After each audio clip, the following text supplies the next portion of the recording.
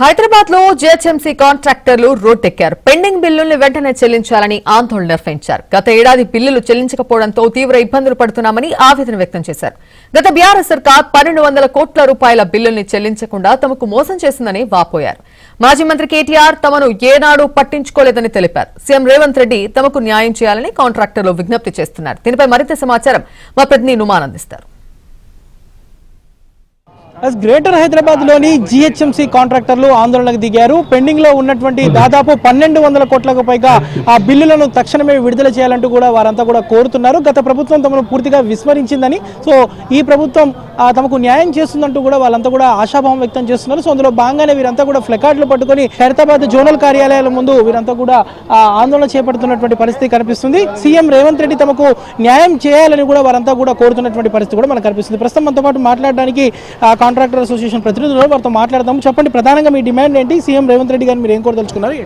మేము సీఎం రేవంత్ రెడ్డి గారికి, ముఖ్యమంత్రి గారికి కోరుకునేది, విన్నపించుకునేది ఏంటంటే, జిహెచ్ఎంసీ కాంట్రాక్టర్లు, చిన్న చిన్న కాంట్రాక్టర్లు చాలామంది 3000 మంది కాంట్రాక్టర్లు ఉన్నారు.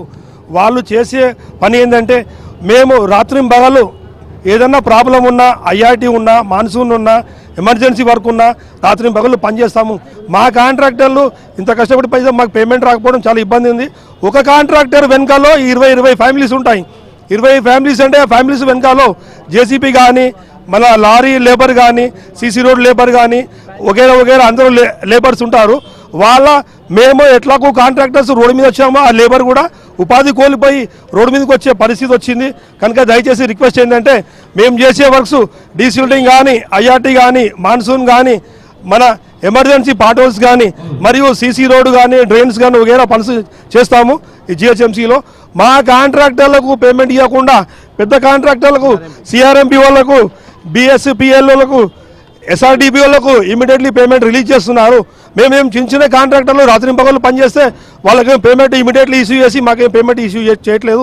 మా విన్నపం ఏంటంటే, కొత్తగా వచ్చిన కాంగ్రెస్ పార్టీ వాళ్ళకు, మన తెలంగాణ సీఎం గారు రేవంత్ రెడ్డి గారికి మా రిక్వెస్ట్ ఏంటంటే, అయ్యా మాకు ఏవైతే రావాల్సిన బకాయిలు ఇప్పటి వరకు 1200 కోట్లు బకాయిలు ఉన్నాయి.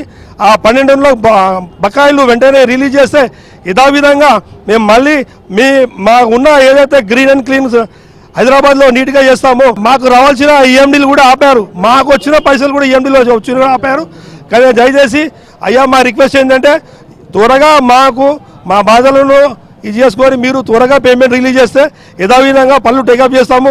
లేకపోతే మేము సంక్రాంతి తర్వాత టోటల్ జిహెచ్ఎంసీ పనులు బైకాట్ చేయడానికి నిర్ణయించుకుంటున్నాము.